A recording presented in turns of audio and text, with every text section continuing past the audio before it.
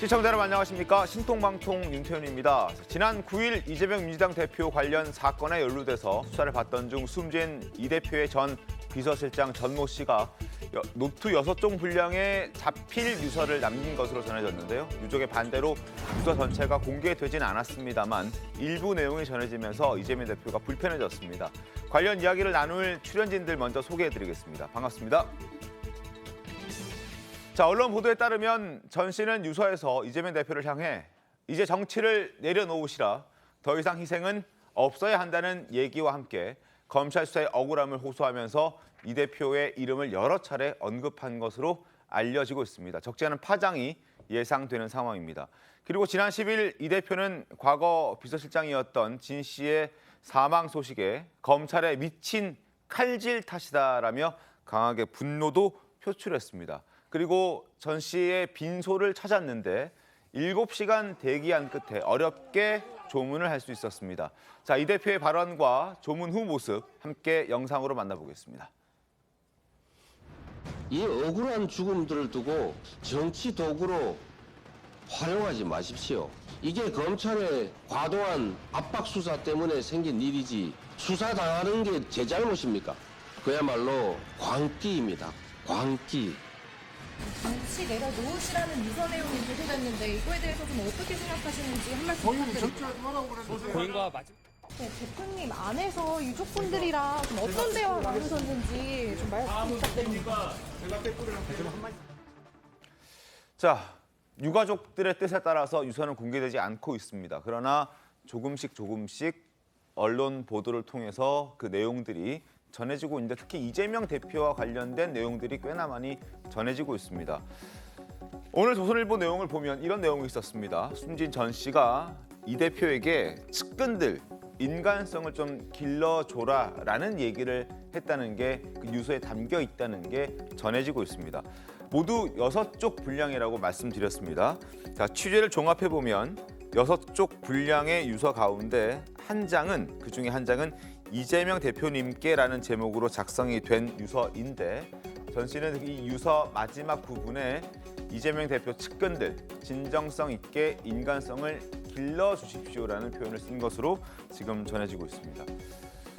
인간성이 만약에 있다면 인간성을 길러줘라라는 표현을 쓰지 않았겠죠. 인간성이 없다는 얘기를 이제 한 건데 뭐 어디서 이런 부분을 근무하면서 느꼈던 것도 있을 수 있고 아니면 수사받는 과정에서도 그런 느낌을 받았을 수도 있을 거라는 생각도 듭니다. 어떻게 보셨습니까? 그렇습니다. 그러니까 두 가지가 다 가능한 추론인데요. 지금 저렇게 만일 유서에 기재가 있다 그러면은 이 전모 실장님께서 이제 사실 지난 수사를 받은 것은 12월 말이거든요. 그 성남 FC 그 후원금 사건으로 이제 조사를 한 차례 받고 네. 사실 극단적 선택을 한 시기는 3개월이 지난 후인 겁니다. 그러니까 벌써 꽤 시간이 흐른 상황에서 그래서 많은 분들이 납득을 하고 있지 못하지 않습니까? 왜 갑자기 이랬을까? 근데 이재명 대표는 검찰의 과도한 수사라고 그랬는데 검찰은 사실 한 차례 수사밖에 하지 않았고 그 시간도 꽤 지났단 말이죠. 네. 그렇다면 이게 앞뒤가 안 맞는 이야기인데 그 인간성을 길러달라는 얘기는 저는 그거 같습니다. 제가 추론해 본다면은 사실 그 성남 FC가 그 네이버로부터 후원 받을 때 당초 얘기했던 금액이 50억이었는데 이재명 대표의 지시로 그것이 이제 또 하려고 그러다가 네이버가 좀 부담이 있다니까 40억으로 절충이 되면서 그 당시 행정처리 업무를 했던 분이 바로 전모 실장이었습니다. 네. 당시 행정기획국장이었기 때문에 그 과정을 다 처리를 했는데 그 처리했던 과정에서 아마 본인이 행정적인 것을 모두가 책임지다 보니까 소환조사돼서 조사를 받았는데 사실은 우리가 많이 알려진 바에 따르면 이 모든 것들은 정진상 실장이 참고했다는 얘기가 많이 있었거든요. 네. 그렇다면 측근을 지칭한다 그러면은 사실 이 행정적인 어떤 일들은 자기가 모든 걸 책임지고 과정은 전체 조율은 정진상 전 실장이 비서관이 했겠습니다마는 그러다 보니까 이 모든 것의 책임 소재는 본인이 뒤집어쓸 수밖에 없는 그런 구조였기 때문에 왜냐하면 행정처리 업무에 본인이 관여돼 있었으니까 그래서 아마 그런 것들이 이제 그 포함되지 않았을까 저는 조심스럽게 추론하고 또 하나는 이제 이재명 대표가 과거에 이제 측근들을 관리하는 과정에서 본인이 비서실장으로 느꼈던 소외들도 일부 포함이 되지 않았을까 그래서 한 장짜리에 압축을 하면서 네. 이런 소외들을 담지 않았을까 저는 뭐 조심스럽게 이렇게 추론을 해봅니다. 알겠습니다. 그리고 이런 내용들도 있었습니다. 인간성을 길러줘라라는 표현과 함께 이제 이재명 대표 정치를 내려놓으십시오. 그리고 함께 일한 사람들의 희생이 더 이상 없어야 하지 않겠습니까? 주변 측근들 잘 관리하시라, 측근들의 인간성을 길러달라 이런 표현들이 첫 장, 이재명 대표님께라는 유서 첫 장에 등장하는 내용으로 알려져 있습니다. 자, 이 대표의 측근들, 인간성을 짐작할 만한 정황도 꽤나 있었습니다. 유동규 전 본부장의 이야기로 확인해 보겠습니다. 바깥에 초인종이 누르는 거야, 누가. 8시쯤에 초인종을 계속 누르는 거야. 냄새가 기저가 아닌 것 같아. 그래갖고 압수수색인 것 같은데 휴대폰 버려라! 그러는 거야. 그래가지고 엉겹결에 나는 또 진상이 형 말 잘 듣거든. 진상이 형 라인이니까. 나도 엉겹결에 그러고 던진 거야. 야, 진상이가 너 때문에 말이야. 지금 중암지검장하고 술을 먹고 있다. 너가 입원하면 너 안 건드리겠다. 그래서 병원 가래. 나가서 음식물 쓰레기통에도 먹으라. 무조건 배탈이 나래. 그래도 어떻게 이재명이 목숨이 달려있다는데 먹었다. 좀 먹었는데 기다려봐야 되겠다. 아무렇지도 않대. 그냥 가겠다. 나왔더니 그 응급실 있죠. 그 바로 앞에 수사관들이 대기하고 있었어. 나오자마자 도주 우려 체포돼가지고 검찰로 끌려간 거야. 그러고 1년을. 의형제까지 맺은 사람들이 위기에 닥치자 쓰레기라도 먹어라, 배탈 나서 입원이라도 해라, 산에 들어가서 살아라, 뭐 이런 얘기들을 했다는 부분에서 과연 이재명 대표 측근들이 인간성을 어느 정도인지 한번 짐작해 볼 수 있어서 영상을 좀 보여드렸습니다. 소준 변호사님 어떻게 보셨어요? 일단 유동규 씨가 이제 저 유튜브에서의 발언의 태도라든지 그다음에 내용이라든지 이런 부분은 조금 저는 개인적으로 봤을 때 신빙성이 굉장히 떨어진다라고 생각이 듭니다. 물론 유튜브라는 어떤 매체의 특성상 좀 자유스럽게 얘기한 부분은 있습니다만은 이게 소위 얘기하면 가십거리 얘기하듯이 이렇게 얘기를 하고 있거든요. 물론 없던 사실은 아닐 수도 있고요. 저게 뭐 만들어낸 사실일 수도 있습니다. 뭐 그건 뭐 진실은 아무도 모르는 거죠. 유동규 씨가 얘기하는 것이 다 진실이라고 보기는 힘들다. 특히 저는 말씀하신 내용 중에서 그 뭐 정진상 씨가 뭐 서울중앙지검장이랑 술을 먹고 있다더라. 너 때문에. 저는 이 얘기는 참 더 믿기가 힘들어요. 다른 얘기는 뭐 그렇다 손 치더라도 그런 부분에서 저는 저 말의 전체적인 내용의 신빙성이 굉장히 떨어지는 것은 아닌가라는 생각이 들고요. 설마 뭐 저도 뭐 김용 부원장이라든지 뭐 정진상 실장은 뵌 적은 없습니다만은 그분들이 과연 그렇게 했었을까라는 생각은 좀 의구심은 듭니다. 알겠습니다. 어쨌든 인간성을 길러달라라는 표현이 유서에 등장한 것으로 전해지고 있어서 그 내용도 관심을 좀 끌고 있습니다. 뿐만 아니라 전 씨는 유서에서 혐의 관련해서도 억울함과 또 이재명 대표를 향해서 원망스러운 마음을 드러내기도 했다고 합니다. 내용 설명해 드리겠습니다. 기본과 원칙을 갖고 자신은 공정하게 일을 했다. 그런데 전혀 무관한 사건에 억울하게 연루가 돼 버렸다. 그리고 내가 할 일만 나는 했을 뿐인데 왜 피해자 신분이 되어야 하느냐? 믿을 수 없다. 내가 특별한 역할을 한 게 없다는 걸 알지 않느냐? 이 대표를 향해서 얘기하는 것으로 보여집니다. 당신도 알지 않느냐? 사건 조작이 무섭다라는 표현도 등장을 합니다. 하나 더 보시죠. 나는 일만 열심히 했을 뿐인데 검찰 수사 대상이 되는 것조차 나는 억울하다. 시킨 일만 하는 나는 직업 공무원이었다. 뭐 이런 얘기를 하는 겁니다.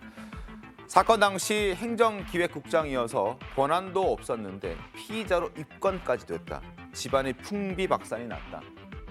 모든 게 다 억울하다라고 얘기합니다. 김대수 위원님 어떻게 보십니까? 그 억울하다는 표현, 유서에 억울하다는 표현이 나왔던 것이 제 기억을 더듬어 보면 돌아가신 김문기 처장도 똑같은 비슷한 말씀을 하셨거든요. 당시에 고 김문기 처장 역시도 초과이익 환수 조항을 3차례나 건의를 했는데 거절당했다.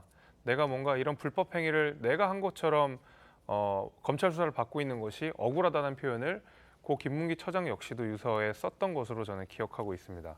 마찬가지로 돌아가신 전모 씨 역시도 비슷한 상황이라고 생각이 됩니다. 이 대장동 사업부터 성남FC 사업, 사실은 이재명 대표가 가장 그 의사결정의 핵심에 있었던 분이고 이재명 대표의 치적으로서 다 그 당시에 성남시에서도 칭송을 했었던 부분이었거든요.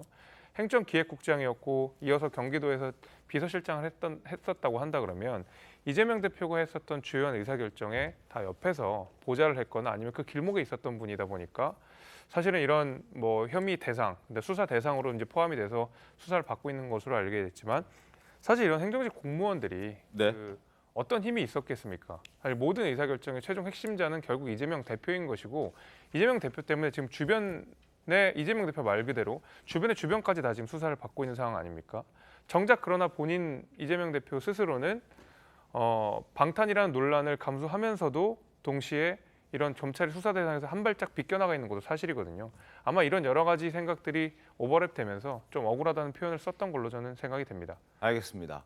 자, 인간성을 길러달라는 표현이 정말 어떤 취지에서 나왔는지 궁금해지는 대목들이 상당히 많은데 최다인 변호사님은 왜 하필 유서에 측근들의 인간성을 지적했다라고 보십니까? 일단 이 유서의 내용이라든지 지금 알려진 것들을 보면 굉장히 본인이 억울하다라는 얘기를 하고 싶은 것 같습니다. 근데 이 억울하다라고 하는 것이 본인은 잘못한 게 없는데 본인을 꼬리 자르게 하는 게 아니냐, 본인에게 모든 것들을 다 덮어 씌우는 게 아니냐 이렇게 생각을 하고 있는 것 같아요. 측근들과 이재명 대표와 같은 생각인 것 같고요. 여기에 대해서 지금 성남 FC의 공범 관계로 지금 조사를 한 차례 받았지만 그것 이외에도 그 당시에 행정 직원이었기 때문에 뭐 예를 들면은 쌍방울의 대북 송금이라든지 여러 가지 관련되어 있는 재판들이 앞으로 조사가 있을 거라고 본인이 생각했을 것 같습니다. 근데 여기에 대해서 예를 들면은 측근들과 관련되어서 본인에게 그것을 다 책임을 회피시킨다라고 한다면 본인은 아무 잘못이 없는데 책임을 져야 되는 상황에 놓일 수 있다라고 생각한 것 같고 그렇기 때문에 주변에 있는 측근들의 인간성을 길러달라. 제대로 되어 있는 사실관계를 말해야 되는데 그렇지 않고 여전히 이재명 대표를 두둔하고 있는 게 아니냐라고 생각하는 것으로 해석될 여지가 있어 보입니다. 김현우 대변인 어떻습니까? 측근들의 품성을 거론하면서 관리 잘하라 이런 표현까지 등장하면서 본인이 스스로 극단적 선택했단 말이죠. 그냥 넘어갈 수 있는 그런 한 줄의 인간성이라는 얘기는 아닌 것 같다는 생각도 듭니다. 근데 지금 그 유족들께서 이 유서가 정치적으로 이용되는 게 반대한다면서 절대로 공개하면 안 된다 이렇게 경찰한테 신신당부했다는 거 아닙니까?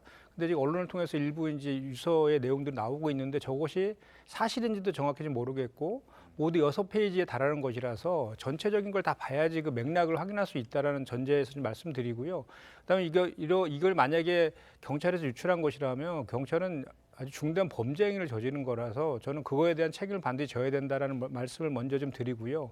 저희가 이렇게 토론해서 얘기할 때 보면 검찰에서 일방적으로 주장하고 있는 이재명 대표가 마치 죄를 졌다는 전제에서 그 측근들 그리고 이렇게 전모 씨의 이런 극단적 선택 이런 얘기들을 우리가 해석하고 있는데 그 전제 자체도 전 잘못했다고 생각합니다. 이재명 대표가 제가 있다는 게 전혀 어떤 물증도 없고 오히려 그 변심한 사들의 그 진술에 의해서만 검찰이 지금 주장하고 있고 피의 사실 공표를 계속 끊임없이 하고 있는 거 아닙니까? 그래서 그거에 대한 잘못을 좀 지적하고 싶고 저희가 사실 그동안에 이거는 뭐 여야와 진보 보수를 넘어서 그동안에 검찰들의 그런 수사 행태, 특히 특수부 검사들의 수사 행태에 대해서는 상당히 많은 비판들이 있어 왔지 않습니까? 그래서 지난 정부에서는 피의사실 공표도 금지시키고 여러 가지 조치들도 있었고 검찰 정상화법도 그런 맥락에서 사실 나온 거거든요. 제가 통계를 보니까 형사사법연구원에서 발표한 걸 보니까 2005년부터 15년 사이에 10년 동안에 수사 갔다가 극단적 선택한 사람이 100건이 넘더라고요. 그만큼 그리고 이제 그 사망하는 이유를 보면 화이트 칼라 계층이 72%고요. 공직자들이 27%를 차지하더라고요. 그리고 가장 큰 이유가 뭐냐면 별건 수사, 과잉 수사, 피의 사실 공표가 극단적 선택의 주된 이유고요.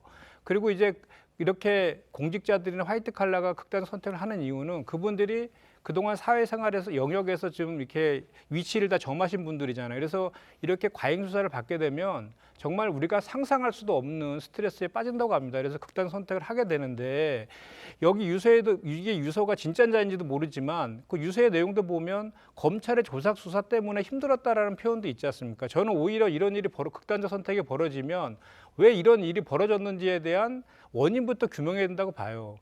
이것이 어떻게 이재명 대표와 연관돼서 이재명 대표의 책임으로 이렇게 기결될 수 있는 얘기입니까? 일단은 수사 과정에서 어떤 강압이 있었는지부터 확인하고 들어가는 게 저는 순서다 이렇게 생각을 하고요. 검찰의 수사는 지난해 12월 26일 한 차례가 있었고 검찰의 입장을 들어보면 강압적인 수사는 없었다라는 그런 처음에 얘기가 들리고 잠깐만요. 예. 그리고 강압적인 검찰 수사로 인해서 사망했다라고 주장을 지금 하시는 거잖아요. 민주당과 지금 김현정 대변인. 주장이 아니라 그런 것들에 대한 조사가 선행돼야 된다는 얘기를 말씀드린 거고요. 처음에 검찰에서는 이 전모 씨한테 접촉한 적도 없다 그랬어요. 그러다가 12월 달에 한 차례 소환 조사했다. 이렇게 또 말을 또 바꾸기도 했거든요. 그리고 이분이 돌아가신 다음 날에도 비서실의 팀장에게 검찰에서 전화해가지고 대장동 사건에 대해서 조사를 했다고 합니다. 그리고 지난 금요일 날 현장 최고위를 경기도 의회에서 했거든요. 저도 그 자리에 참석을 했습니다. 네. 경기도지사인 김동연 지사가 모두 발언해서 뭐라 그러냐면 그날 기준으로 금요일 기준으로 24일째 검찰이 상주에서 압수수색을 하고 있답니다. 66,185건의 자료를 가져갔다고 해요. 압수수색을 해서. 이렇게 이재명 대표가 지난 대선 패배 이후에 전방위적으로 이재명 대표와 연관된 모든 수사들을 이미 무혐의 불송치된 것까지 다시 재수사하면서 이렇게 전방위적으로 수사하고 있는 이런 과잉 검찰권의 남용의 문제가 분명히 저는 있다고 봅니다. 그런 문제들에 대해서 이 건과 관련해서는 검찰이 가혹행위 있었는지 과잉 수사가 있었는지에 대해서는 분명히 그 시시비비를 가려야 된다. 그것이 저는 우선이라고 생각하고 공수처에서 그 역할을 하라고 만들었으니까 공수처에서 이거에 대한 수사를 해야 되는 게 저는 우선돼야 된다 이렇게 말씀드립니다. 저는 사실 그 이재명 대표가 아니 이번 내 관련된 분들이 수사당하는 게 이재명 잘못이냐 이렇게 항변했잖아요. 그러니까 저는 이 말부터 잘못됐다고 보는 거예요. 그러니까 본인이 당시 성남시장으로 재직하던 당시에 있었던 인허가권 때문에 거의 관련된 분들이 조사받으니까 본인 때문에 조사받는 게 맞고 본인 때문에 수사받는 게 맞아요. 그러니까 그게 책임 소재가 그게 우선돼야 되는 거죠. 물론 지금 말씀하신 것처럼 검찰의 강압 수사가 있었는지 여부는 검찰도 지금 CCTV든 뭐든 다 공개할 수 있다는 입장 아니겠습니까? 그러니까 그거는 그대로 보면 될 일인데 마치 이것이 검찰 수사의 모든 것이 포커스가 돼가지고 과도한 수사가 이런 비극적인 결과를 부른 것처럼 오도하는 것도 그것 또한 사실관계에 부합하지 않은 이야기고 사실은 이 가장 중요한 것은 이재명 지사의 인허가권 때문에 벌어진 일들이므로 거기에 맞춰서 책임 소재를 따지는 게 맞고요. 지금 수사가 진행 중인 것도 그 과정이 적법했고 그 과정이 온당했느냐 이런 것들을 조사하는 과정 아니겠습니까? 그러니까 저는 이 부분에 대해서 민주당이 이재명 대표를 죄가 있는 것으로 미리 예단하고 얘기하지 말라는 것처럼 똑같습니다. 검찰 수사 또한 검찰이 과도한 수사, 강압 수사 때문에 이런 비극적인 참사가 이루어지는 것처럼 또 호도하면 안 된다는 거죠. 중요한 것은 본인이 인허가권 과정에서 적법했는지 불법행위가 있었는지 이 요소를 가리는 과정이 지금 수사의 핵심인 겁니다. 그렇기 때문에 그럼 이재명 지사가 그럼 없는 죄를 인정해야 된다는 얘기랑 그 얘기로 귀결이 되잖아요. 그런 논리라면. 그렇기 때문에 없는 죄를 인정하라는 취지는 아닌 거. 이재명 대표가 그런 혐의가 있어서 조사를 받기 때문에 그와 관련해서 측근들이 조사를 받는 과정에서 이런 극단적 선택을 하고 있는 거기 때문에 이재명 대표가 책임져야 된다는 논리잖아요.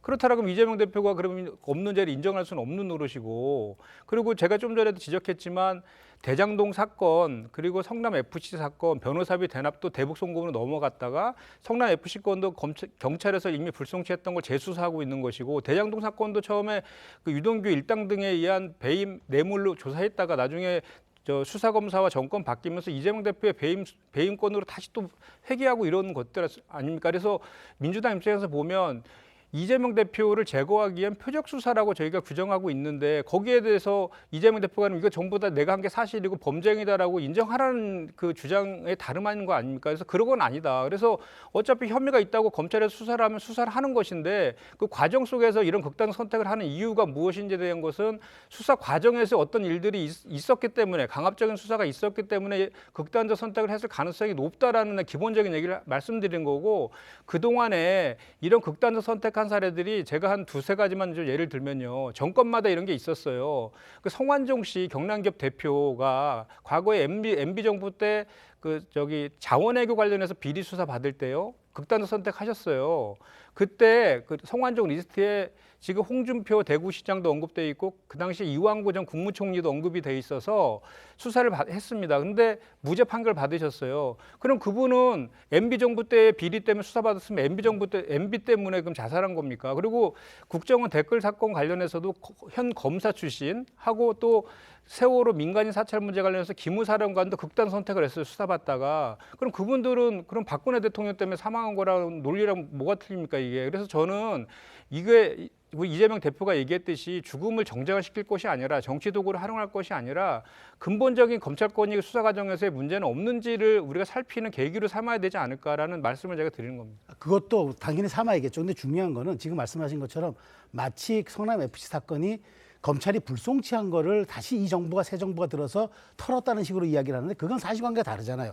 그때도 분명히 제대로 조사하지 않아서 불송치한 것을 검찰이 다시 들여다보니까 이거는 왜 사건을 묻었냐 해가지고 당시 차장검사가 항의해서 사표를 내는 소동까지 있었어요. 그래서 재수사가 시작된 거고 대장동 사건도 문재인 정부 때 조사를 했던 사안이 너무도 부실했고 그다음에 그게 그 업자들만의 책임으로 몰아가니까 다시 재수사가 시작된 건데 마치 이 정부 들어서 모든 것들을 없던 사실을 새로 뭐 만들어서 하거나 혹은 불송치나 불기소됐던 사건들을 끄집어내서 다시 사건을 만들었다는 것처럼 말씀하시는 것도 사실관계에 맞지 않고 그런 것들도 검찰의 검찰권 남용이 있었는지를 들여다봐야겠지만 마치 그것이 이 사태의 원인의 전부인 양 얘기라는 것도 이 사태를 호도하는 거기 때문에 저는 이 부분도 민주당이 그렇게 강력하게 주장할 만한 것은 아니라고 생각합니다. 알겠습니다. 일단 유서 내용이 전체가 공개된 것이 아니고 일부 알려져 있는 그런 내용을 가지고 저희가 지금 얘기를 하고 있는데 일단 강압적인 검찰 수사라고 민주당에서는 주장을 하고 있는데 그렇다면 알려져 있는 유서 내용에도 이재명 대표를 향한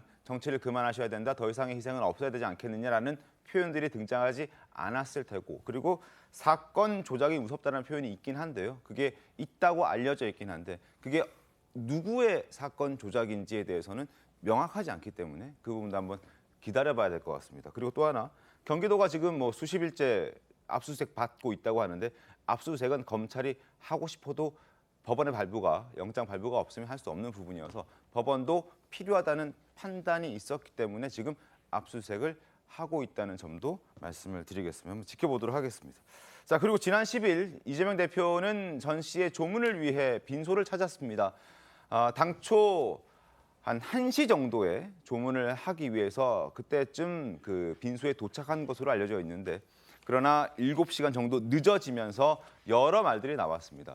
민주당에서는 뭐 준비할 것들이 많아서 유족들의 거부한 것은 아니다라고 해명을 하고 있는데 일단 민주당 한민수 대변인의 얘기부터 들어보겠습니다. 좀 조문이 지연된 거는 여기 와보니까 저랑 비서청 와보니까 이렇게 빈소가 잘 마련이 안 된 상태였어요. 그리고 유족 측하고 협의가 안 됐었습니다.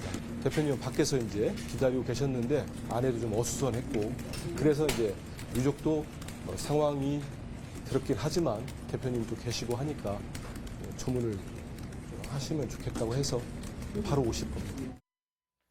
자 그런데 JTBC와 인터뷰한 전 씨 친족들, 유족들의 얘기는 조금 다릅니다. 지금 민주당에서는 저렇게 얘기를 했는데 빈소가 마련되지 않아서 이 대표가 밖에서 기다리고 있었던 것일 뿐이다라고 얘기하고 있지만 유족들은 그렇지 않습니다. 오지 말라고 해도 안 올 사람이 아니지 않느냐. 그러니까 온 거다. 결국 안 왔으면 좋겠다. 뭔가 이재명 대표가 들어오면 카메라들도 들어올 테고 기자들도 들어올 테고 뭔가 상황들이 복잡하게 시끌시끌 소란스럽게 될 것 같은 생각도 들고 그리고 지금 이 대표가 지금 당장 들어와야 될 상황도 아니라고 유족들은 판단을 했기 때문에 되도록이면 안 왔으면 좋겠다라는 의사를 드러낸 것으로 보여지는데 그러나 설득 과정이 있었고 그 설득 과정이 굉장히 오래 걸렸다.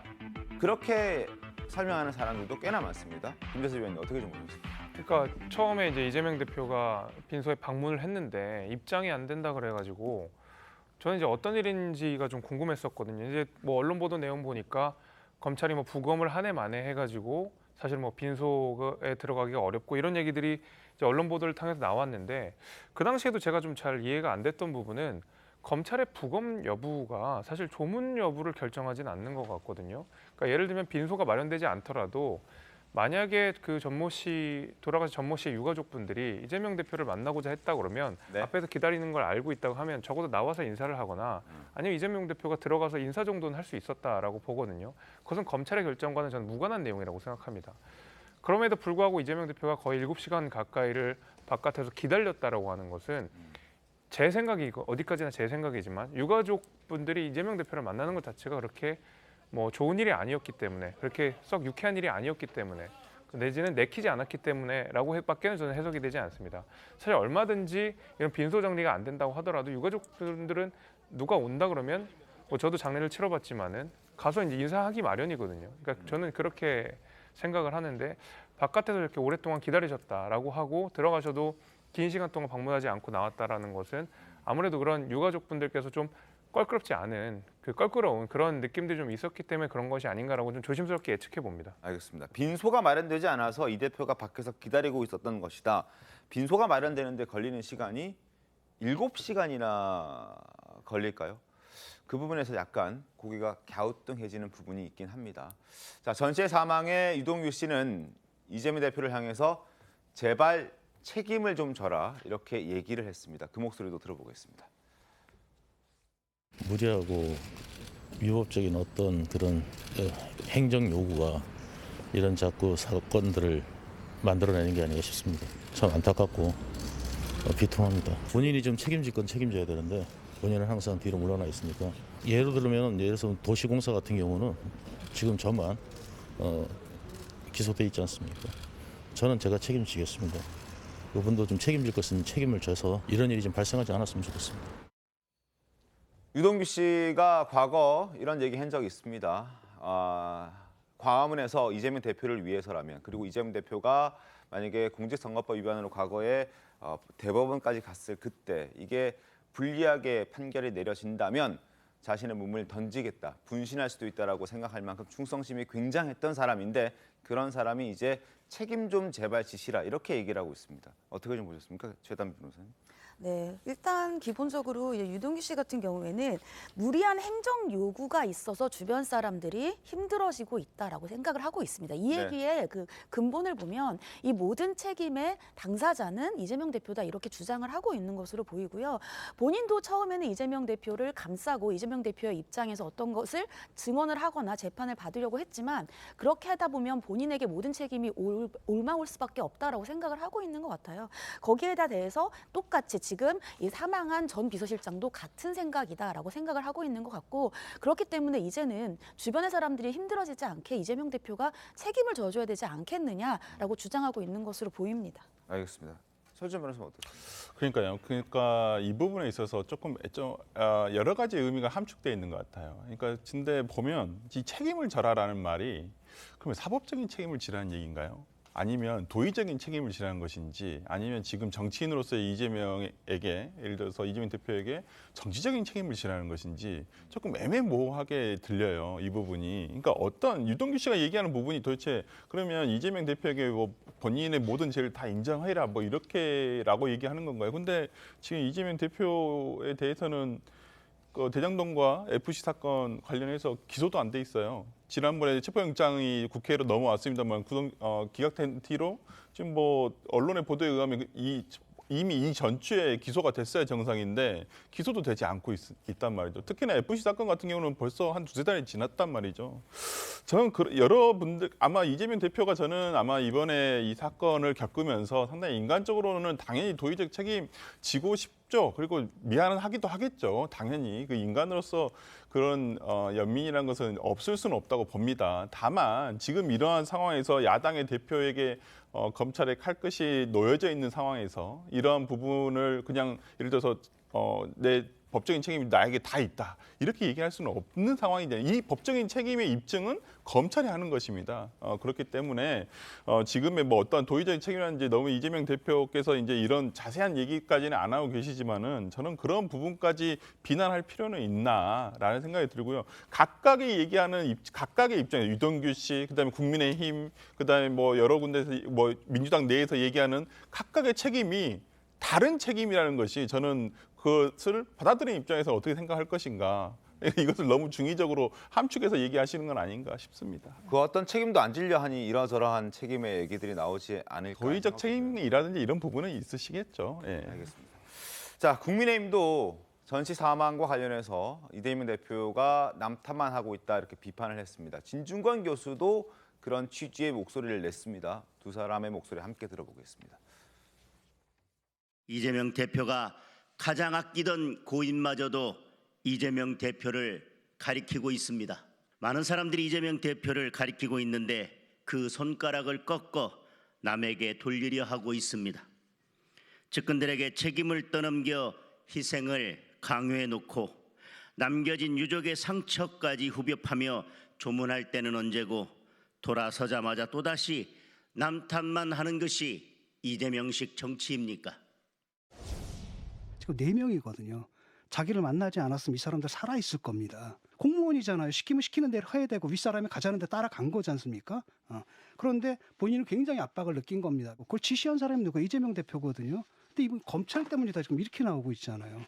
저는 정말 인간적으로 정말 분노합니다. 이 상황. 자, 수사하던 이재명 대표의 최측근 전 씨가 사망한 것에 대해서도 검찰도 상당히 당혹스러워하고 있는 것 같습니다. 신문 보겠습니다. 사라진 키맨, 이재명 대북 송금 수사 차질 불가피한 상황이 됐다. 전 비서실장의 사망이 향후 수사에 어떻게 영향을 미칠지에 대해서 귀추가 주목되고 있습니다. 일단 전 씨 성남시 실질적으로 행정을 담당했던 행정실질 담당자였습니다. 김성태 등 관련된 재판의 증인으로 일단 못 세우게 됐고요. 보강 수사 상당 부분도 발목이 잡힐 가능성이 있습니다. 그러나 성남FC와 관련해서는 큰 영향이 없을 것이다라는 전망이 나오고 있습니다. 법조계에서는. 자, 성남FC 불법 후원과 관련해서 일단 지난해 12월 26일 한 차례 조사받았습니다. 그래서 지금 공범으로 입건이 돼 있는 그런 상황이었죠. 쌍방울 불법 대급 송금과 관련해서는 지금 수사가 진행이 돼야 하는데 그 부분에 대해서 수사가 진행이 못 되고 있는 것 같습니다. 수원지검에서 조사받은 적 없고 올해 1월 말 이화영 재판에서 이름이 언급된 적이 있는데 이 전 비서실장이 김성태 전 회장 모친 상태, 2019년 5월 모친 상태 이재명 대표를 대신해서 조문했던 사실도 있는 만큼 쌍방울의 대북 송금과 관련해서 상당 부분 알고 있지 않을까 하는 그런 생각도 드는데 그 부분에 대한 수사가 이제 좀 미진한 그런 상황이고 이 대표 자택 옆집 경기주택도시공사 합숙소와 관련해서도 당시에 총괄하는 그런 관리자 역할이었기 때문에 이 부분에 대해서도 조금 수사가 미진할 수 있다 이런 지적들이 나오고 있습니다. 특히나 이제 쌍방울의 불법 대북 송금과 관련해서는 상당한 영향을 좀 줄 것 같은데 천하의 변호사 어떻게 보십니까? 네, 말씀하신 것처럼 사실 성남FC와 관련되어서는 한 차례 조사를 받았고 그럼 여기에 대해서 지금 사망했기 때문에 향후에 증언을 못해서 관련 수사가 어려워지는 게 아니냐. 근데 말씀하신 것처럼 그 부분은 어려워지지 않을 거라고 보여요. 왜냐하면 이 성남FC와 관련돼서는 이미 검찰이 뭐 인증이라든지 물증, 그러니까 사람이라든지 물건과 관련되어 있는 증거가 다 충분히 확보되어 있는 상태다 이렇게 얘기하고 있기 때문에 성남FC와 관련돼서는 문제가 없을 것 같은데 이 관련되어서 그 당시에 실무 담당자였기 때문에 쌍방울과 관련된 대북 송금에서의 향후의 재판이라든지 수사에서는 문제가 발생할 수 있다. 왜냐하면 지금 이재명 대표 같은 경우에는 본인은 김성태 전 회장과 전혀 관련이 없다라고 얘기를 하고 있어요. 근데 지금 여러 가지 언론을 통해서 나오고 있는 것이 김성태 전 회장의 모친상에 지금 사망했던 전 비서실장이 조문을 했던 사실이 나오고 있고 그렇다고 한다면 그 관련되어 있는 전 비서실장 같은 경우에는 김성태 전 회장과 이재명 대표 사이에서의 어떠한 직접적인 연결고리라든지 아니면 이화영 전 경기부지사와 관련되어서야 연결고리를 증언할 수 있는 핵심적인 증인이 될 수 있는데 그 부분이 지금 안 되고 있는 상황이란 말이죠. 그렇기 때문에 성남FC와는 문제가 안 될 수 있을지 몰라도 향후에 이 쌍방울과 관련되어 있는 불법 대북 송금이라든지 그런 부분의 재판에서는 영향을 미칠 수밖에 없지 않나라고 예상되는 상황입니다. 알겠습니다. 단순히 조문 간 것이 아니라 조문 가서 정말 그냥 인사만 하고 조의금만 내고 온 것이 아니라 거기 가서 대북 사업이 앞으로 어떤 좋은 모델이 됐으면 좋겠다라는 취지의 얘기도 했던 터이기 때문에 과연 어떤 내용들이 있었는지 조금 알 수 있지 않을까 하는 그런 추측을 해볼 수 있는 그런 발언들도 있었기 때문에 한번 좀 지켜봤으면 좋았을 텐데 하는 안타까움이 있습니다. 자, 하여튼 수사 상황을 좀 지켜보도록 하겠습니다. 그리고 이재명 대표, 이제 정치를 내려놓으시라는 그 전 비서실장의 마지막 부탁마저 사실상 거절한 것으로 보여집니다. 이 대표는 전 비서실장의 발인 날 어디로 향했을까요? 영상 보겠습니다.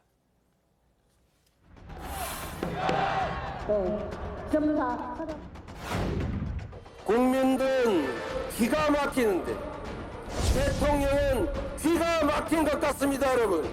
경술 국시에 버금가는 개묘 국시 아니겠습니까, 여러분? 맞습니다!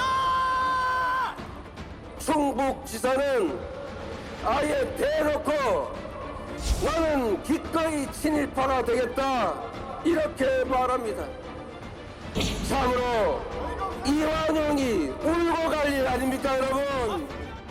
역사의 정의를 배신했다가 올라태간 박근혜 정권의 전철을 밟지 마십시오. 모두와 함께 자주 독립의 민주공화국을 굳건하게 지켜나갑시다. 감사합니다. 당내 비판의 목소리도 상당히 많습니다. 화면 보면서 어떤 목소리들이 있었는지 보여드리겠습니다. 일단 윤영찬 의원, 10년 넘게 자신을 위해 일했던 사람, 도의적 책임을 져야 마땅하다. 그게 인간이고 그게 사람이다. 라고 이 대표를 향해서 비판의 목소리를 냈습니다. 김혜영 전 더불어민주당 의원, 방탄을 이어간다면 민주당은 그 명을 다할 것이다. 이 대표가 당대표라는 사실에 한없이 부끄러움과 참담함을 느끼고 있다. 이런 얘기를 합니다. 자, 어떻게 좀 보셨습니까?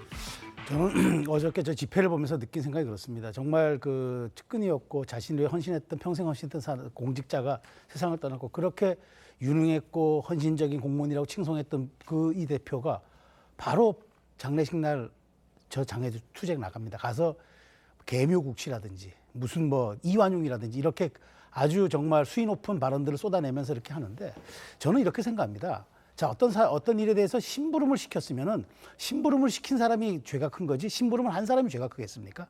심부름 시킨 사람이 원인 아니겠습니까? 그러면 거기에 책임에 걸맞는 입장을 표명하고 태도와 행동을 보이는 게 저는 맞다고 봅니다. 그런데 아무런 책임을 지지 않습니다. 오직 심부름을 시킨 사람은 상관이 없고 심부름을 한 사람을 잘 조사하라고 얘기합니다.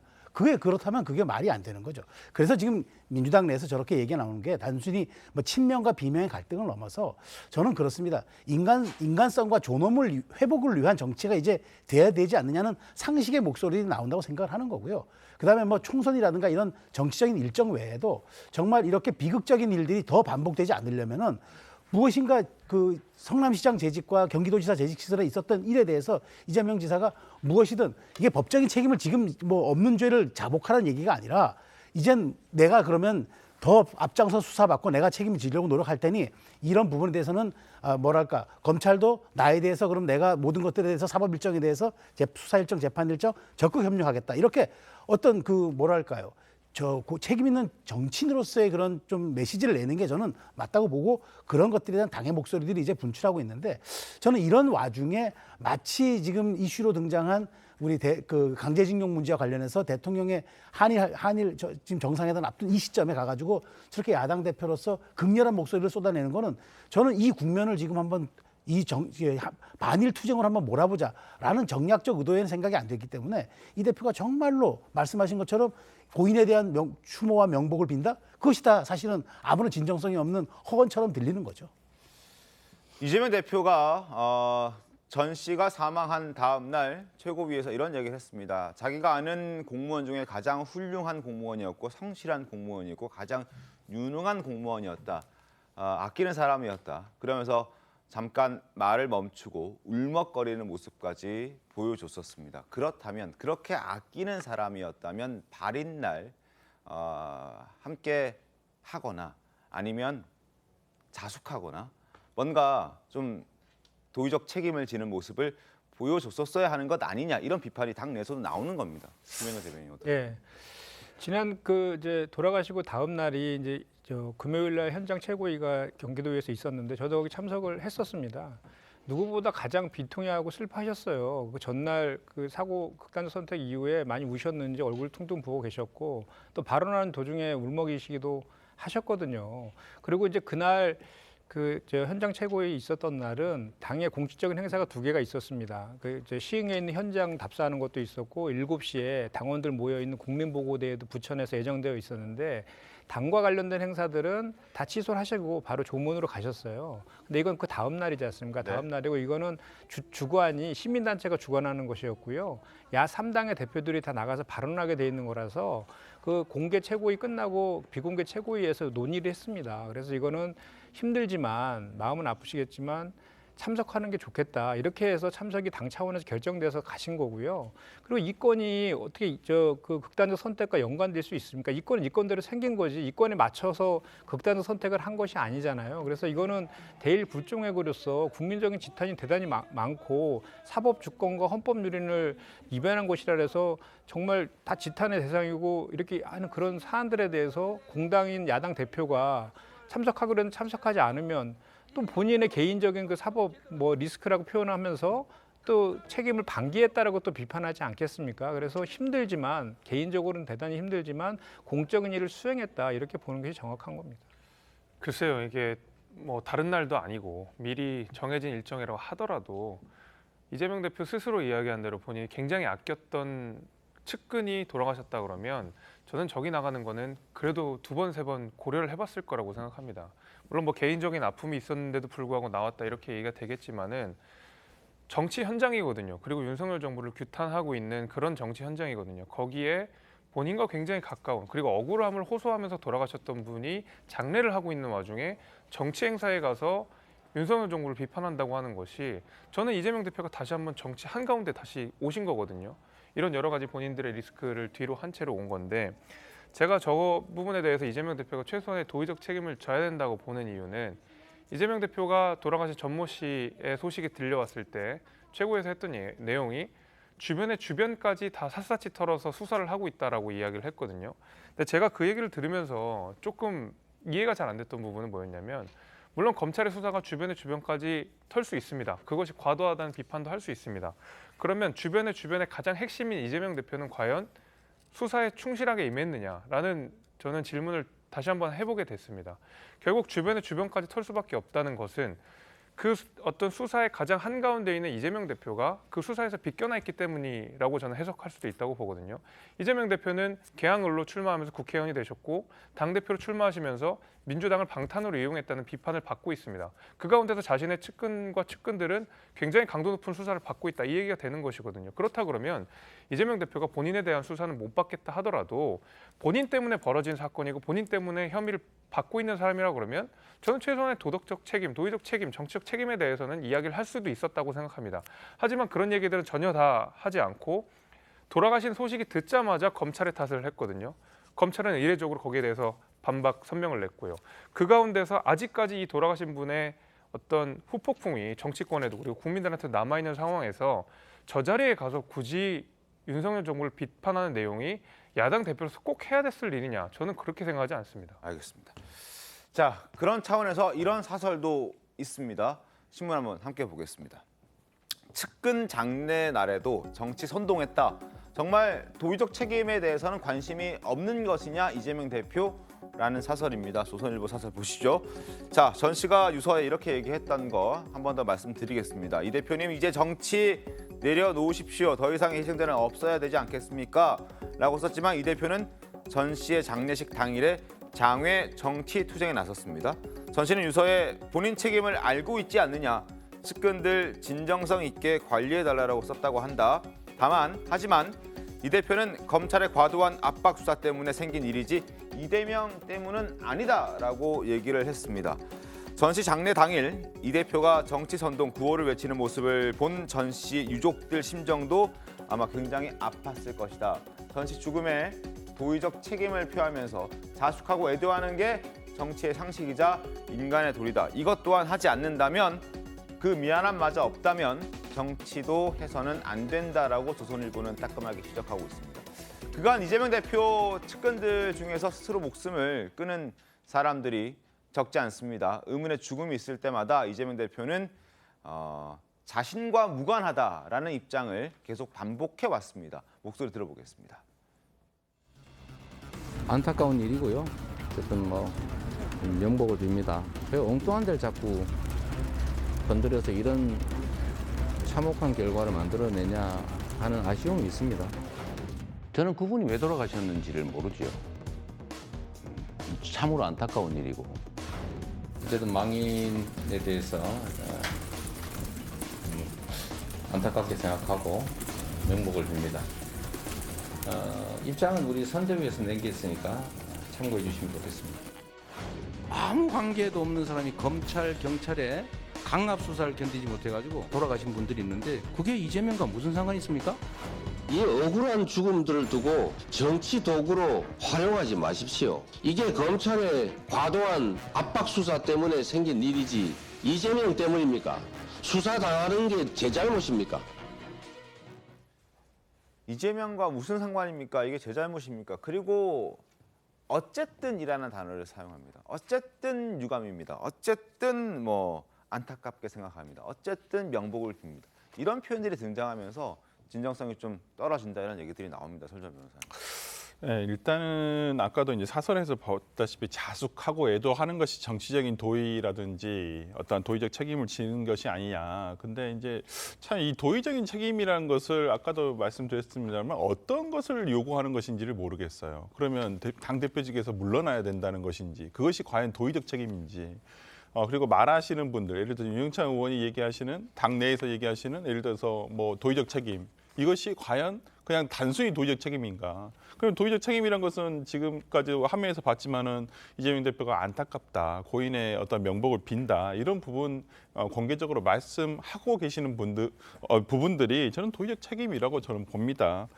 그런 부분에서 어떤 그 이재명 대표가 얘기하고 있는 어떤 수사라는 것이 그렇습니다. 수사의 방향이라든지 그다음에 범위라든지 어떤 수사의 대상이 되는 것은 수사를 받는 사람이 정하는 게 아니에요. 그것은 검찰이 일방적으로 정해서 그렇게 가는 방향에서 수사가 진행이 되는 것이고 그렇다고 한다면 이재명 대표로서도 물론 본인과 같이 함께 했던 사람들이 이렇게 참 안타까운 선택을 하시는 거에 대해서 왜 마음이 그게 안 좋지는 않겠, 이게 좋은 사람이 누가 있겠습니까? 그렇지만은 이런 부분에 대해서 예를 들어서 진짜 도의적 책임만을 얘기한다면 수없이 얘기하실 수 있죠. 안타깝다. 정말 참 어찌 보면 이런 일들이 발생한 거에 대해서 너무나 참 마음이 안 좋다라고 얘기하실 수는 있지만은 이러한 것은 직접적인 원인은 수사를 받다가 됐다라는 부분을 얘기를 하고 계시는 거라고 저는 생각을 하고요. 그리고 아까 뭐 나왔지만은 뭐 당내에서도 비판이 있는 것은 같습니다만은 저는 이 당내에서 지금 이런 부분에 대해서 비판을 하는 것이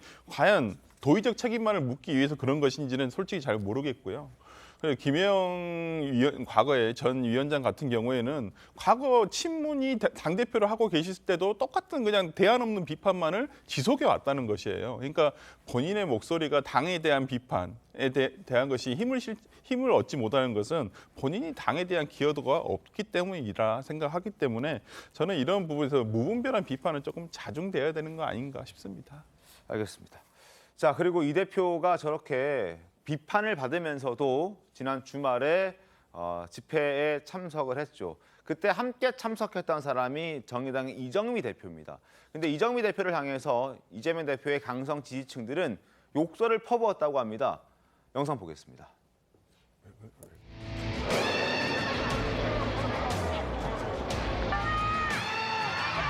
네, 사랑하고 존경. 오늘 이 자리는 우리가 굴욕적인 한일 회담을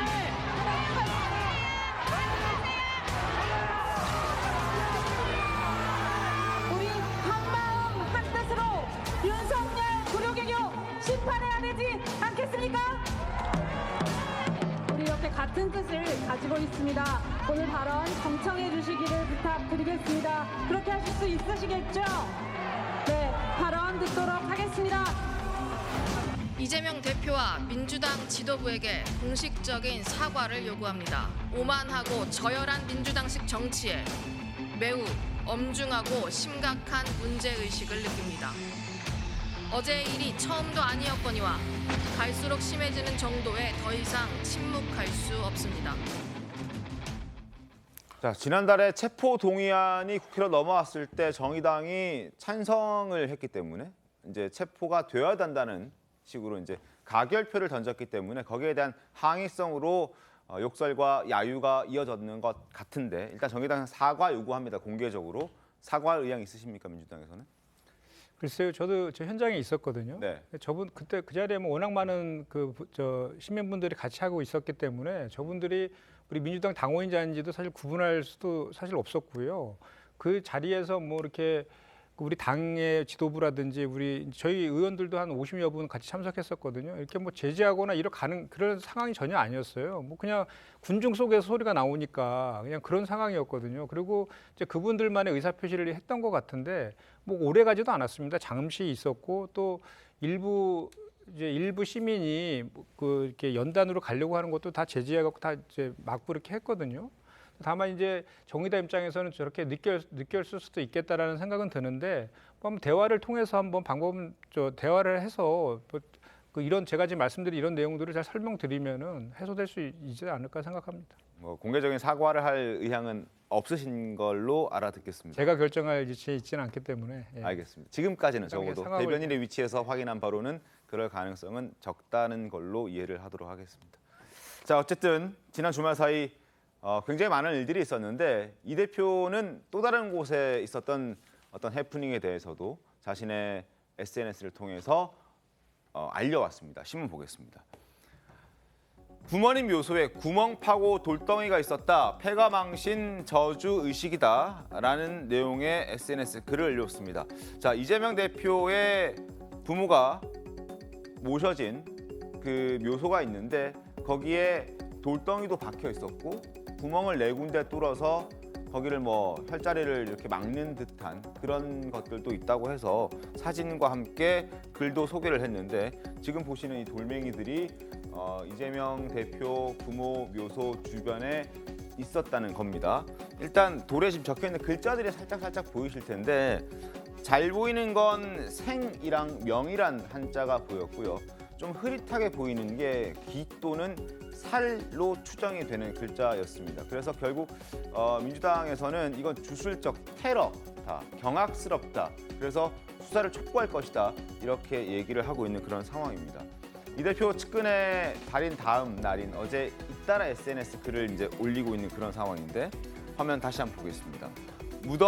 무덤 봉분에 구멍을 내고 글 적은 돌을 묻었다. 생, 명, 기 또는 살 이런 한자를 썼던 돌을 묻었다. 그래서 묘소 테러다.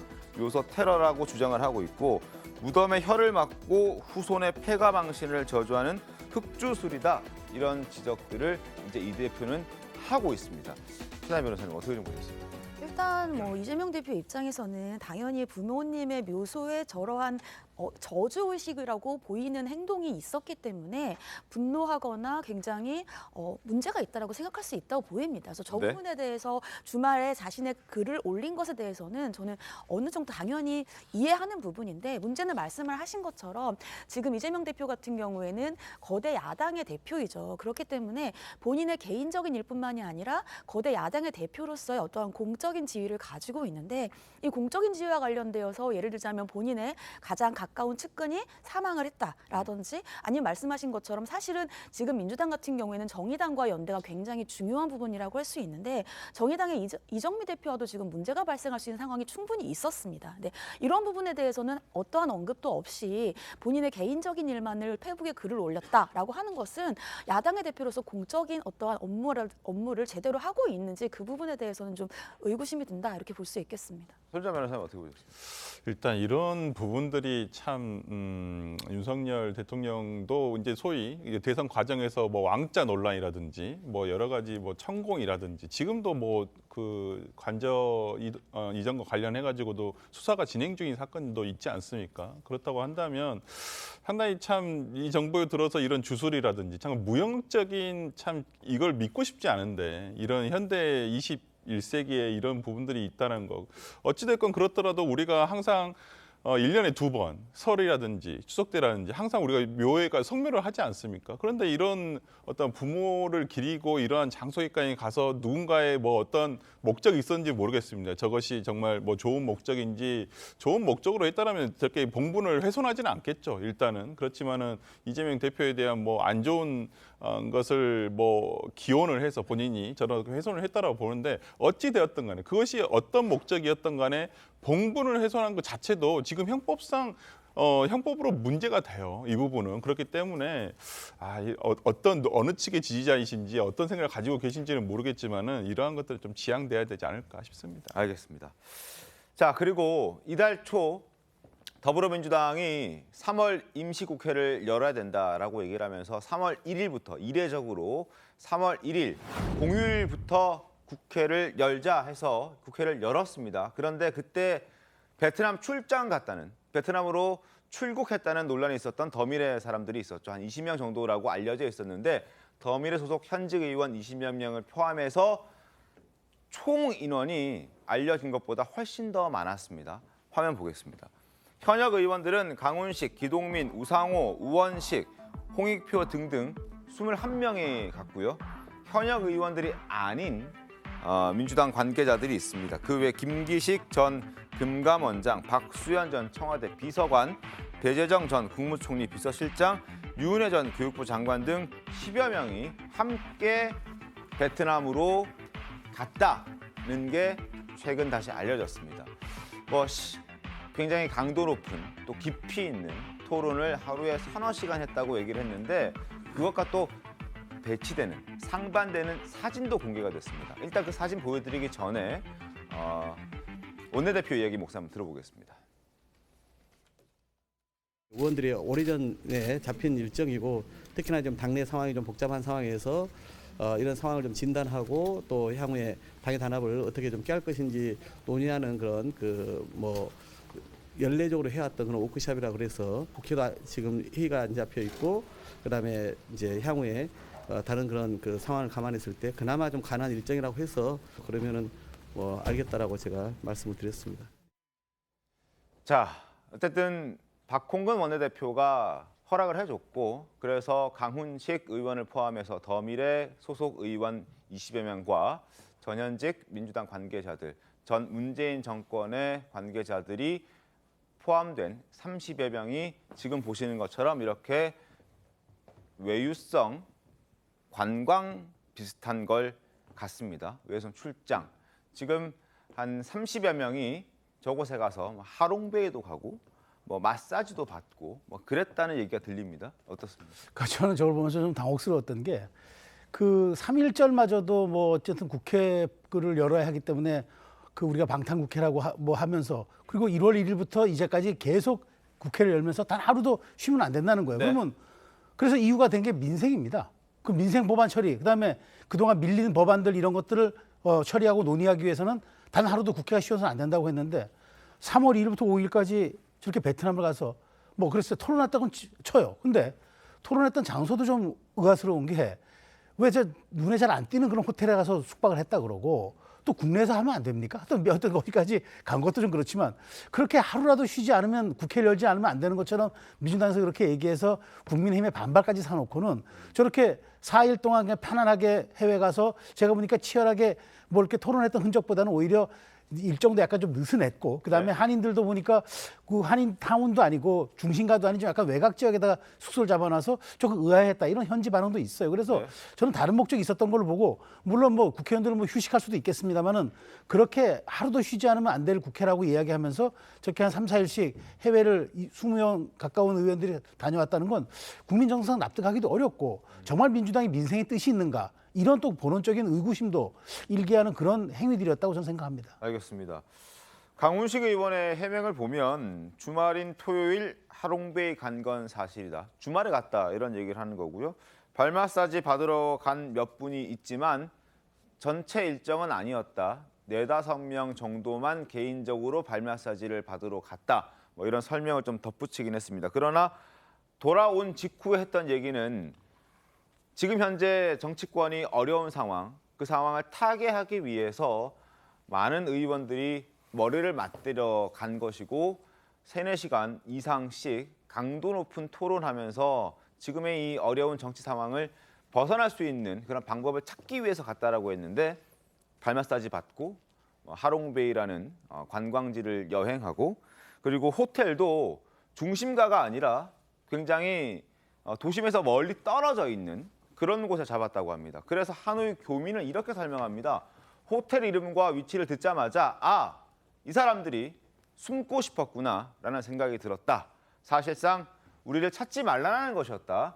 이렇게 받아들일 수밖에 없는 외딴 곳에 있는 호텔을 잡았다는 그런 이야기입니다. 국민의힘에서 당연히 비판 목소리 나갈 수밖에 없을 것 같은데 김재섭 의원님. 네, 그럼요. 당연히 여러 가지 아직까지 이제 언론 보도상에서 나온 내용들 보면 아까 말씀하신 대로 조금 외딴 곳에서 위치를 했고 마사지도 받고 그 정황 자체가 정말 치열한 토론을 위해서 굳이 베트남까지 갈 필요가 있었느냐라는 의문이 들 수밖에 없거든요. 네. 게다가 이제 이번 임시회 같은 경우에도 국회 임시회 같은 경우에도 저희가 처음부터 비판했던 것이 방탄용 임시회가 아니냐라는 비판을 계속했었는데 왜냐하면 정기회가 있는 동안에도 사실은 이재명 대표의 사법 리스크 때문에 민생 문제가 완전히 다 가려진 부분이 있었거든요. 결국 이재명 대표는 민생을 외쳤지만 국민들이 민주당을 바라보는 것은 민생이 아니라 결국 사법 리스크를 막기 위한 민주당의 몸부림 같은 것들로 아마 인식을 많이 하셨을 것 같은데 그러면 정기회 때도 제대로 챙기지 못했던 민생이라는 것을 굳이 임시회를 열어서 이제 와서 또 민생을 챙긴다라고 하는 것이 처음에 임시회 개최 모척 자체에 대해서 의심을 할 수밖에 없었던 정황이었습니다. 그러다가 이렇게 외유성 어떤 출장 논란까지 빚어지다 보니까 당연히 국민들 입장에서는 민주당은 결국에는 이 임시회라고 하는 것이 국회에 굳이 이렇게 임시회를 열었다는 것이 이재명 대표의 방탄을 위한 것이 아니냐, 이 민생이라는 것이 사실은 명분이 아니었을까라는 의심이 드는 대목입니다. 알겠습니다. 국회의원들 해외 여행 가서 발 마사지 받을 수도 있고 관광지를 좀 둘러볼 수도 있습니다. 그런데 하필 하루도 쉬지 않고 국회를 열어야 된다고 하면서 3월 1일까지 국회를 열자라고 했던 민주당 의원들 입장에서는 앞뒤가 맞지 않는 것이어서 비판의 목소리들이 나오는 것 같습니다. 지금부터는 국민의힘 소식으로 넘어가겠습니다. 관련 신문 먼저 만나보겠습니다. 동아일보 보여드릴 텐데요. 김기현 새 당대표가 오늘 저녁에 윤석열 대통령과 만찬을 갖습니다. 그 자리에는 이번에 새로 뽑힌 최고위원과 청년 최고들 모두가 다 함께 하는데요. 그리고 오늘 윤석열 대통령 만나기 전에 안철수 의원과 회동도 추진하고 있다고 합니다. 오후 2시에 만날 예정이라고 하는데 물론 오늘 안철수 의원을 만나고 앞으로도 천하람 후보 그리고 황교안 전 대표 모두 다 만날 예정이라고 합니다. 신문 보겠습니다. 그리고 오늘 사무총장과 대변인 등 인선을 발표할 예정입니다. 지명직 최고위원회는 비윤을 발탁할 것으로 검토가 되고 있는데 조금 전 전해진 속보에 의하면 신임 지명직 최고위원회 친유승민계 의원인 강대식 의원이 지금 내정이 됐다라는 소식까지 전해지고 있습니다. 자, 당선 직후에 김기현 대표 연대와 포용, 탕평 이런 것들을 강조했습니다. 그 목소리 들어보겠습니다. 우리 국민의힘 당내 선거에서는 승자도 패자도 없습니다. 가끔씩 연포탕 자주 드시면 좋겠습니다. 연대와 포용과 탕평을 통해서 당을 대통합해 나가겠다 그러는데 구두 약속에 그치지 않을 것입니다. 그렇게 실제로 실천해 나갈 것입니다. 저는 우리 당이 질서 있는 다양성을 가졌으면 좋겠다 그런 생각을 합니다. 자, 오늘 새 사무총장도 아마 포함해서 주요 당직자들의 인선이 발표될 예정입니다. 화면을 좀 보여주실까요? 어떤 사람들이 하마평에 오르고 있는지 저희가 준비를 한 화면이 있습니다.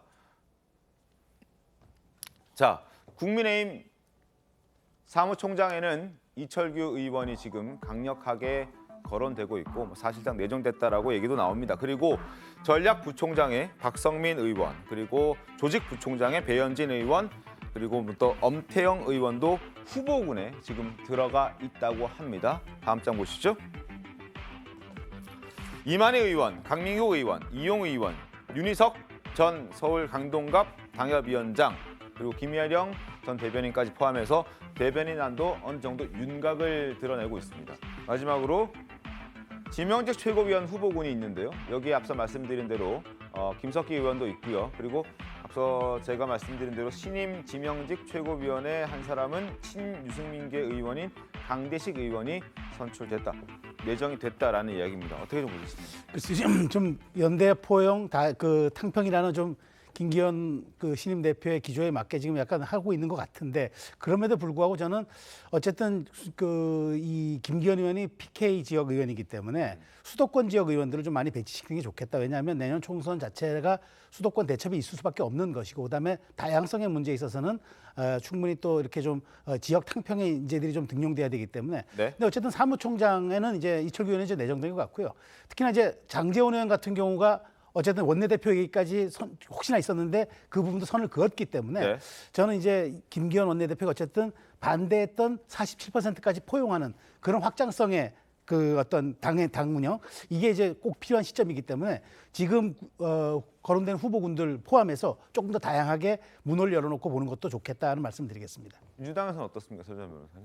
일단은 조금 좀 탕평이라는 부분, 그다음에 지역 안배라는 부분에서 너무 TK 지역이라든지 너무 좀 쏠려 있는 것은 아닌가, PK라든지. 그러니까 기존에 지금 지명직 최고위원 같은 경우는 제 생각에는 오히려 원외 인사 중에서 호남을 적을 두고 있거나 원외 위원장 아니면 뭐 좀 이제까지 있었던 국민의힘에 예를 들어서 이준석 대표 시절에 있었던 서진 정책이라든지 이런 것들을 조금은 할 수 있는 같이 이것을 좀 이어갈 수 있는 어떤 인사가 더 됐으면 더 좋지 않았을까라는 생각을 하는데 전체적으로 지금 주요 뭐 내정됐다든지 이런 부분들 보면 조금 너무 한쪽에 치우친 것은 아닌가라는 생각이 좀 듭니다. 알겠습니다.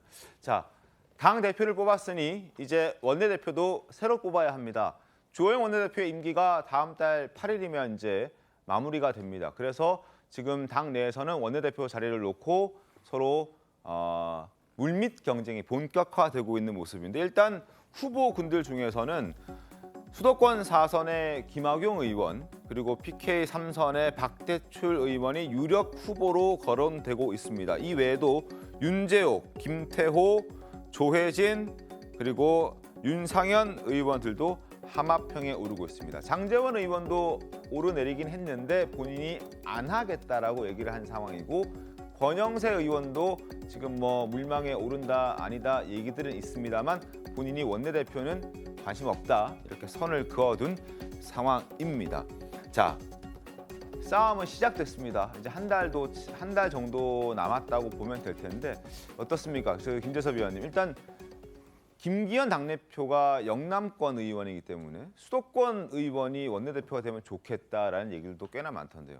지금 그쪽에 힘을 좀 받을까요? 뭐 아무래도 이제 그런 이야기들이 항상 있었습니다. 그래서 저희가 21대 국회 처음 시작했을 때에도 이제 주호영 지금 원내대표가 그 당시에도 원내대표를 했었는데 당시에 이제 같은 경쟁자였던 권영세 후보가 그래도 힘을 좀 실을 수 있었던 것이 국민의힘 의원 대부분이 영남권에 포진해 있기 때문에 네. 그래도 수도권의 균형추 하나 정도가 있으면 좋겠다라는 어떤 문제의식을 바탕으로 권영세 후보의 새도 만만치 않았었습니다. 물론 주호영 원내대표가 최종적으로 원내대표가 됐지만은 네. 그런 의미에서 여전히 국민의힘은 영남 위주의 어떤 색채를 가지고 있는 정당이고 그러다 보니까 앞으로 있을 차기 총선에 어떤 수도권의 민심을 잡기 위해서는 수도권의 원내대표가 하나 정도는 있어줘야 예를 들면 나머지 어떤 최고위원이라든지 아니면 지명직 어떤 그 당직자들과의 균형을 좀 맞출 수 있다라는 여론이 분명히 당내에는 있는 것 같습니다. 그래서 아마 수도권의 의원들이 지금 또 함합형에 많이 오르고 있는데 이런 분들이 아마 그런 여론에 힘입어서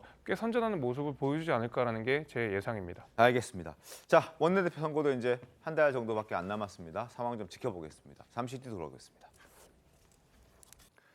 오늘 준비한 신통방통 여기까지입니다. 내일 더 신통하게 돌아오겠습니다. 고맙습니다.